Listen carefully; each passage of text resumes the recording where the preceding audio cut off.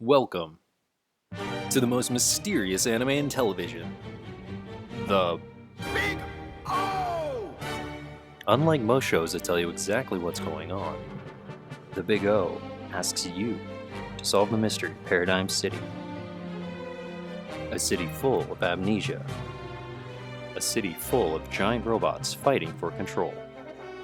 But since the show is so mysterious, we have to find one person with absolutely no life and nothing better to do than to sit around and watch cartoons all day. Hey, that's me. There are major spoilers ahead, so turn back now if you haven't seen the show. Might I recommend episode 2 of the Toonami Bible? Yeah? No? Fine, whatever. We're gonna break it down from the beginning of the show's history to the end, and define what that means to us in the real world. 40 years ago, the people of Paradigm City lost their memories. We follow Roger Smith, a negotiator, on finding out what happened 40 years ago. Gordon Rosewater was the one who built Paradigm City, with the rich living inside of domes and the poor outside of them. As it turns out, he created the people as well, using tomatoes. He injected the tomatoes with memories, giving them purpose and roles. You might be asking yourself, Why would something like this be necessary? we'll get there. There are few select chosen to pilot things called Mega Deuce! which eventually leads to a final fight with our hero, Roger Smith, and his robot, the Big O, against Gordon Rosewater's son, Alex Rosewater, and his robot, Big Fow. In the last few seconds of the fight, Roger takes his final shot, and misses, ultimately losing the fight. But when he does, another robot appears named Big Venus, who wipes everything clean and restarts the show from the beginning. Now, everything in the show is symbolic to real-life events. We see that in episode 14, titled Roger the Wanderer.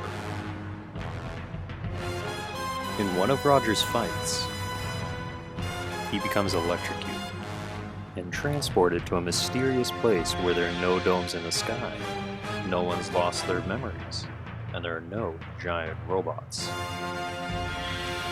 He stumbles into a bank where he finds someone he knows, Beck, a bank robber who set Roger up for a crime he committed. Roger, I know you're in there. Framing the guy was a piece of cake. It was well worth it getting even with old Crow Boy. But this Beck, the bank owner, doesn't know Roger, but also tries to set him up to make him look bad. This poor, pitiable man who lives in a fantasy world.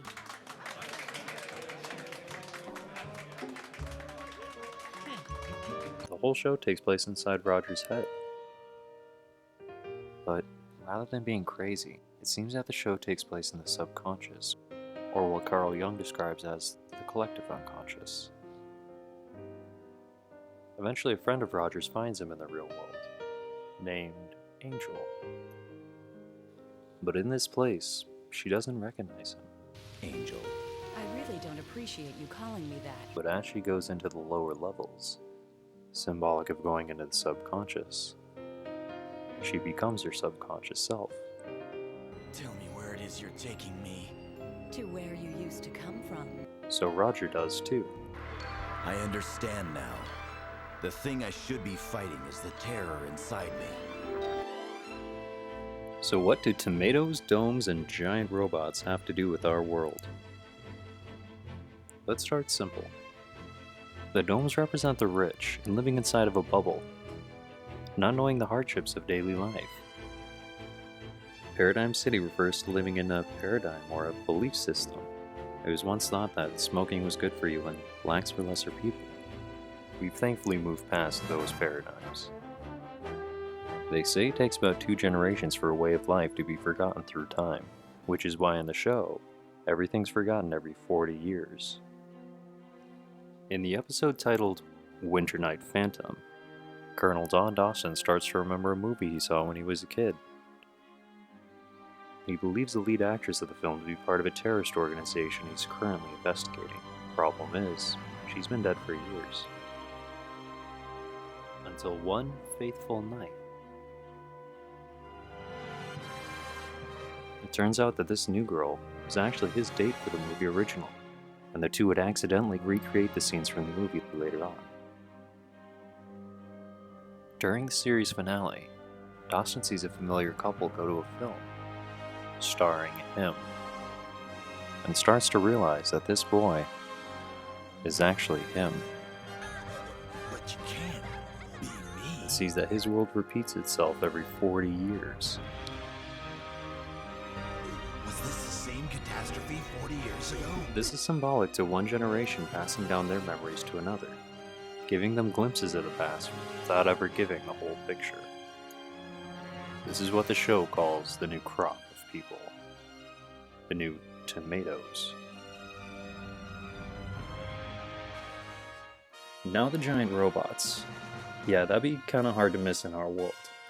There are 3 major robots named Bigs, who represent the 3 major superpowers of our world. Big Fow representing the rich, Big O representing the many, and Big Duo representing the media. And like the media, there's always 2 sides of the story, which is why Big Duo is the only one to have had 2 pilots. Schwarzwald representing the truth, and Alan Gabriel representing lies. But there's one more Big Venus, piloted by Angel, and represents religion.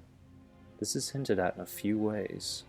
First, her name, Call me Angel. Well, a fallen angel. which is actually a biblical reference to Lucifer. How you have fallen from heaven, O star of the morning, son of the dawn, you who have cut down to earth, you who have weakened the nations. Morning star is actually a nickname given to the planet Venus, because it's the brightest at the dawn. A little known fact about Venus: as it orbits around the sun with Earth, it goes up and down, meeting Earth at 5 different points, creating a pentagram. So Angel and her robot Big Venus herald in the apocalypse, or more of what the Norse call Ragnarok, because rather than an absolute ending, it's an ending for a new beginning. Let's get back to our original question though. What's the point of all this? To answer that, we have to look at the title of the show, The Big O, which is actually a reference to a mathematical equation. Basically, when you have an infinitely repeating number, each of these numbers have little fractions. Those fractions can be added up to eventually change the point of infinity. The show is actually named Big O because the entire series represents one of these repeating numbers, and the ending of the show, being the same as the beginning, represents the next number in the sequence, and the fractions represent the memories that we pass down. Roger represents the equation in itself, because he pilots Big O, and also because it's been alluded that he can change his destiny. I've always wondered, why can't there be those who can change their roles? I wanted that person to negotiate with the one who directs this world. There's only one other mention of the equation in the show, Roger's weapon used in the final battle, implying that these are the negotiations that Gordon Rosewater wanted to change the point of infinity, so that history wouldn't repeat itself. Which is why the show ends by saying,